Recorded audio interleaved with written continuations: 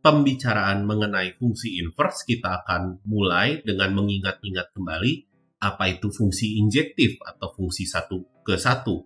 Jadi diberikan dua buah himpunan A dan B, fungsi dari A ke B, ini yang memetakan himpunan A ke himpunan B, ini dikatakan satu-satu atau injektif jika kita mempunyai dua buah anggota berbeda di A, ini harus dipetakan ke dua buah anggota yang berbeda juga di B.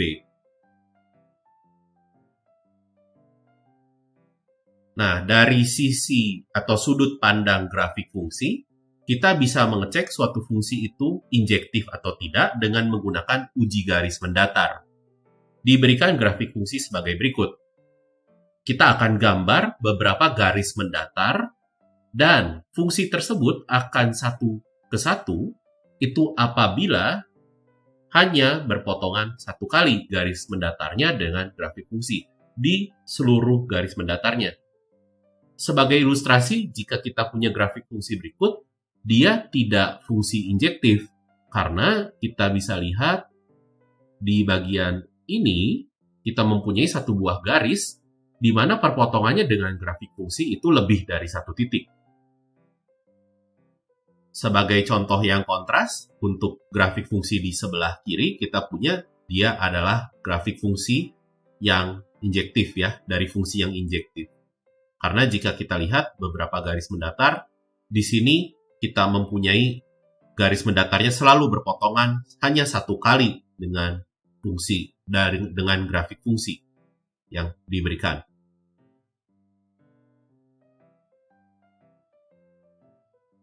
Sekarang kita akan lihat definisi dari fungsi inverse.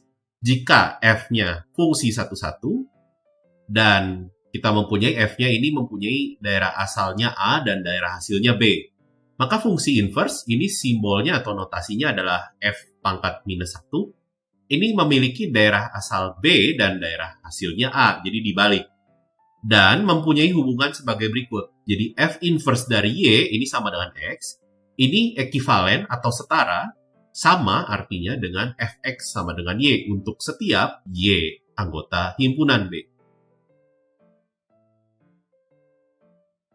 Sebagai ilustrasi, kita lihat diagram panah berikut. Ini adalah himpunan A ke B, ya, ini pemetaan dari himpunan A ke B, ini fungsi f-nya.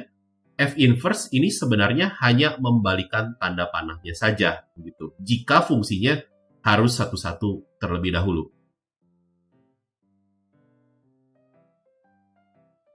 Selanjutnya kita mempunyai hukum kanselasi atau hukum pembatalan. Jadi di sini untuk setiap X anggota A, ingat A-nya adalah daerah asal fungsi F, F inverse dari Fx ini akan sama dengan X. Dan kebalikannya untuk setiap X anggota B, F dari F inverse X ini akan sama dengan X. Sebagai ilustrasi, kita lihat diagram bentuk mesin sebagai berikut. Jadi dari X, keluarlah di sini Fx ya, sebagai outputnya. Dan Fx ini kita masukkan ke mesin F inverse, dan akan kembali lagi menjadi X, sesuai dengan definisi fungsi inverse-nya. Selanjutnya kita akan mencoba menentukan fungsi inverse jika diberikan rumus fungsi tertentu. Di sini kita akan lihat contoh yang paling sederhana dulu, yaitu fungsi linear, yaitu fungsi berpangkat 1 ya. Di sini fx sama dengan 7x dikurangi 3. Pertama-tama untuk menentukan fungsi inverse, kita ingat bahwa y sama dengan 7x min 3. Ini kita tuliskan sebagai berikut. Dan yang akan kita lakukan adalah kita akan buat x sebagai persamaan dalam y. Seakan-akan kita akan memindahkan ruas di sini.